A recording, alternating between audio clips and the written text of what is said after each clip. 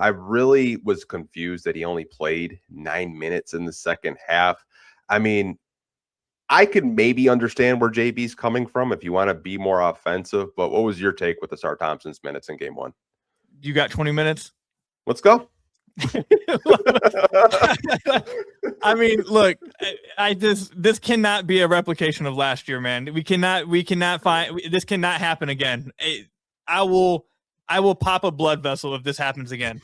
There is what I've been preaching this message all season long to the people who complain about Ausar not being able to shoot. It simply has not mattered with the trio of Cade, Duren, and Ausar. They have been so dominant, it just does not matter. And then to the people that would say, well, you need spacing in the playoffs, like you need to bring in more shooters, blah, blah, blah, all that, whatever.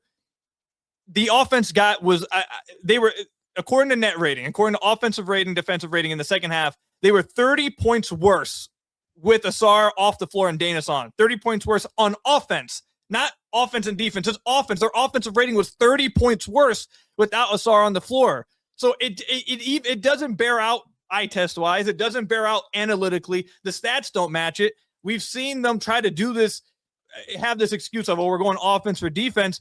Last year in the playoffs, during this regular season, and now in game one, I don't think it ever has worked. I don't know if we've seen this offense or defense for offense sub work one time for the Pistons in this. Like it never does. And it's because what Ausar brings is a lot of what the Pistons offense is. What people don't comprehend, I feel like that support these decisions, and maybe even JB at this point, is that the belief of if you bring in someone else that has more of a shot than Ausar, that they will then change the spacing. They do not. The Orlando Magic, if you go back and watch game one, Tobias is a 35% three-point shooter. Guess what they were doing? They were leaving him open. Tobias can shoot, and they're going to leave him open and dare him to shoot. Why? Because Tobias is not a high-volume three-point shooter. He doesn't want to give up 7 threes. And if he does, he's probably not going to make a lot of them because it's just not part of his game. They were guarding Tobias the same way. They were guarding Danis the same way. They're still sitting in the nail. They're still sitting in the gap. It doesn't matter if it's Ausar or Danis there. They're still sitting in the gap because the Magic and most NBA teams will decide we will sit in the gap unless it's Duncan Robinson, and they guarded Kevin Huerter with a lot of respect yesterday. Unless it's one of those two guys, we would rather help in the gap against Cade and make it to where Cade can't score rather than give these guys open threes, or we'll live with them taking threes. And especially in a game where Danis isn't hitting, it completely, because now you're not getting the defensive stuff. You're not getting the transition opportunities. By the way, Ausar led them in rebounding, so you're not getting the rebounding on either end of the floor. You're not getting transition stuff. You're not getting the cuts to the basket. You're not getting the secondary playmaking. You're not getting all of this other stuff that he brings in an effort to try to add spacing when you don't have you don't have the spacing that you're trying to add. I've said this numerous times before. If they had a 6th man of the year guy, if they had a Norman Powell, if they had a Lou Williams, and you were like, okay, we're going to bring that guy into the game for Ausar, then I would at least understand the idea behind it, because then you're at least bringing in someone who is going to help the offense. Like, their whole thing is we're an offensive scorer. We're offensive firepower, bringing him in. He's going to actually help the offense. The Pistons don't have that. All they're doing is bringing in guys that are worse at things than Ausar, can shoot a little better than him, but not to a point where it's actually creating any of a big difference within the half court. So now your offense is getting worse, despite the fact you think you're adding spacing. Now, and your defense is just completely falling off a cliff. You're getting none of the transition opportunities, which makes your team offense the best offense it is, and you're not getting anything on the glass. It makes no sense to me, along with the fact that every single piece of data point for now 2 years now says the offense is better with Ausar on the floor, despite the fact he can't shoot. It's going to kill me. It's going to kill me. Last thing I'll say, Cade, I know I went a rant. I'm sorry. Cade, at the beginning of the fourth quarter, went crazy. He looked like, I felt like for 10 minutes of the game, I was watching the best player in the NBA. He was going, it was pure superstar MVP. I'm taking over. We're getting this win. I'm leading us there. He was going crazy, but it did not matter because the Magic started off 7 for 7 in the fourth quarter. Yeah. If they would have got 2 to 3 stops, all of a sudden we might be looking at a different thing. But God forbid, leave your top 3 defensive player of the year finalists on the bench as Franz Wagner penetrates the paint over and over and over again. That's my rant. Go ahead.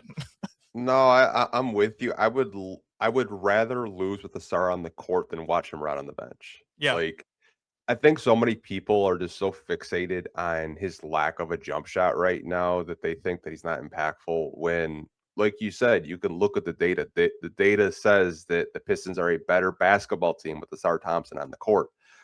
It's like the deflections, the switching defensively, the help side defense with Jalen Duren. Like it's just all the little things that don't show up in the box score, which I don't really understand how you watch Franz and Paulo and Desmond Bain just go and it's a layup line. You have like no paint defense whatsoever.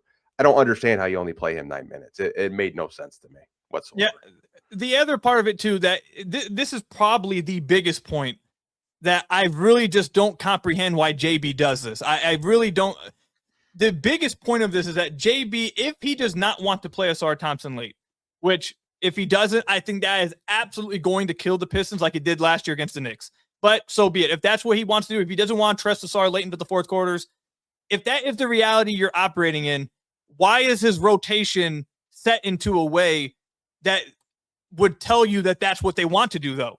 Because they're bringing him out of games consistently in the third quarter around the 7-minute mark, 6-minute mark. And the only reason why you do that with the player is, okay, we're planning to bring him back in at the 7-8-minute mark and let him play the rest of the fourth. If you're taking him out at the 6-7-minute mark, and then you're still not going to bring him back in at the 8-minute mark and let him play out the stretch because you don't trust him, then don't bring him out at the 6-minute mark. Take him out at the 9-minute mark, have him be the first sub out, then bring him back in at like the 3-minute mark in the third, have him play into the 8-minute mark of the fourth or whatever, have him play into the fourth, and then you can sub him out. So then at least you're not playing him 5 minutes in the second half. Now you can at least get 14 minutes out of him in the second half. You just structure your rotation differently. But the insistence to play him 6 minutes of the first third quarter, take him out because, we're going to bring him back in the fourth, just for you to not actually bring him back in the fourth. Now you just wasted an entire half with the top 3 defensive player of the year guy on the bench, where all the numbers tell you are a much better basketball team with them on the floor, because you don't want to change your rotation. So that's like the other thing that's just so insane to me is that, one, you don't want to play him late. I think that's insane. But two, if you don't want to play him late, then change your rotation into where you're at least getting minutes out of him in other parts of the second half. Just having him non-existent in the second half is just utterly lunacy to me. Like, it makes no sense. Yeah, it's very frustrating to watch as a fan. I agree with everything you said. You weren't kidding when you said you got 20 minutes. Oh man, I went 20 minutes yesterday. This is one of the most frustrating things I have witnessed watching the Pistons, when all of the data backs it up and the eye test backs it up, and when you are scoring so well offensively and you just cannot get a stop. The Magic, the Orlando, not the Warriors of 2016. We're not talking about OKC, Boston, Cleveland. The Magic started 7 for 7 in the fourth quarter. I believe they only missed 4 shots in the fourth quarter. Yeah. It didn't matter how hot Cade was because they couldn't get a damn stop. And the adjustment was to bring Danis, and he got switched on the Franz. Like, I just, like, I don't know what you were playing on. Like, it was killing me.